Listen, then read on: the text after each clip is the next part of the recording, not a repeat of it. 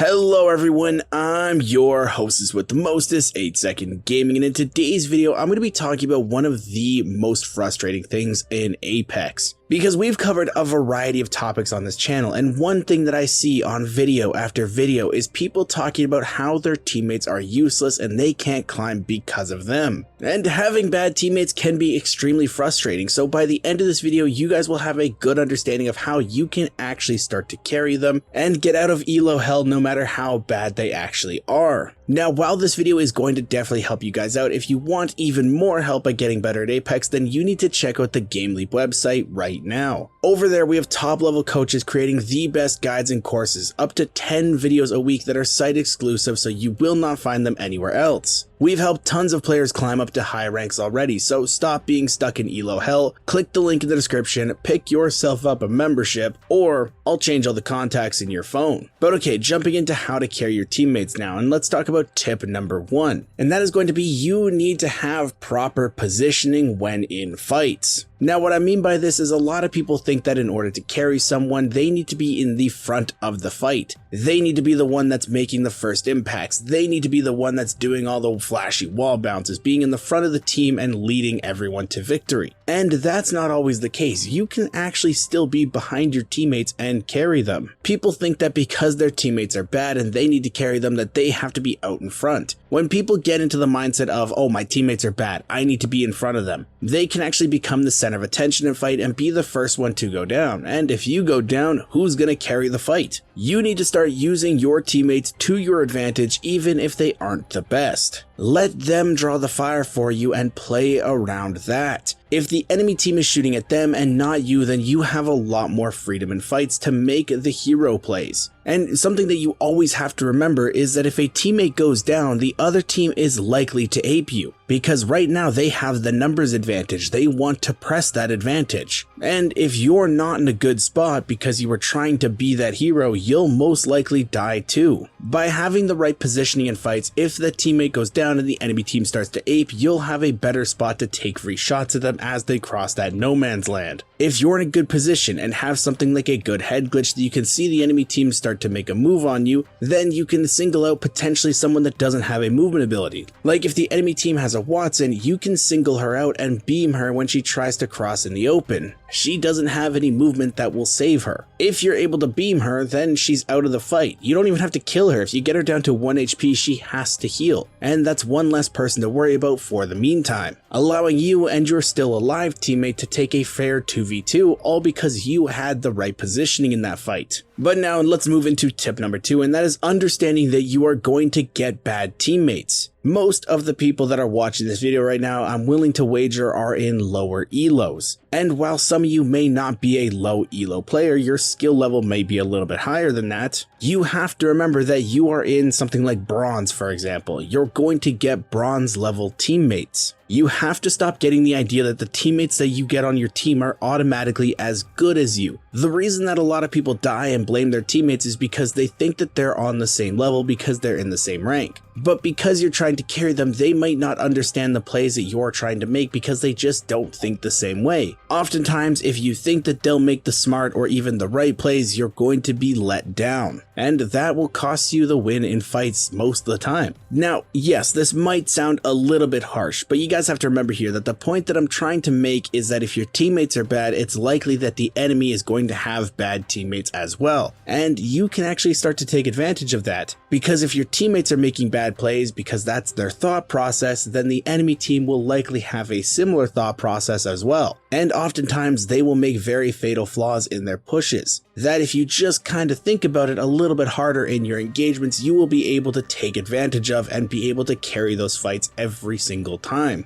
Jumping into tip number 3 though, we have to remember that bad is a very general term. You have to remember that when people start grinding Apex rank, they're always in lower elo no matter what. Apex isn't like most other games. There are no placement matches before you start playing ranked. When you dive into it, you start in rookie now and you have to make your way up. So if you're in bronze or silver or something like that, you may be getting someone who is brand new to Apex with you. If that's the case, they won't really know all the smaller details of the game just yet. And if you're trying to make some elaborate plan or push something that requires a little bit more knowledge of the game, you have to remember that you're going to have to explain it a little bit more in detail to them, or even change the plan to simplify it a little bit more so that they can understand. If you make it too complex and require it to have more game sense than they're going to have, then they will fail and you will lose that fight. And along with that, some people just have off days when they play. Now, not trying to brag or anything, but statistically speaking, I am one of the best players that Apex has. But I will still have days where I cannot win a fight. And the people that watch my stream over on Twitch TV/8second Gaming see that as well. People see on my stream all the time that I will drop and die because I just straight up miss shots or I misplay a fight because I'm not really thinking about it. People have bad days, and if you start to flame them, then they're going to just have a worse day and they're going to be playing worse and worse and worse throughout the game. So with not flaming your teammates, that leads directly into tip number 4, and that is always be creating a positive environment for your team. People don't want to be yelled at. Okay, to be fair, some people do, but I'm not here to judge anybody's fetishes. But think about it from a different standpoint. If a random was yelling at you, calling you trash, you wouldn't really want to play with them either. You'd be getting upset too. So before you start flaming your teammates for one simple mistake that they made, just think about how you would feel if they did it to you. I'm going to tell you guys the same thing that I tell females that I'm talking to. It is these small things that matter. Stuff like saying hello at the start of the game or asking what kind of playstyle they want to have so it gets them used to talking to you. You should also be using encouraging words throughout the match like, hey, nice shots, or good try when they try to swing out on someone, just stuff like that. People who are having a good time and feel more comfortable on a team are always going to play better. And even if you end up dying, maybe you're still going to enjoy that game because you and the randoms were laughing, having a good time, and just bantering with each other. And yeah, sometimes it will come up where you have to fix a mistake in game.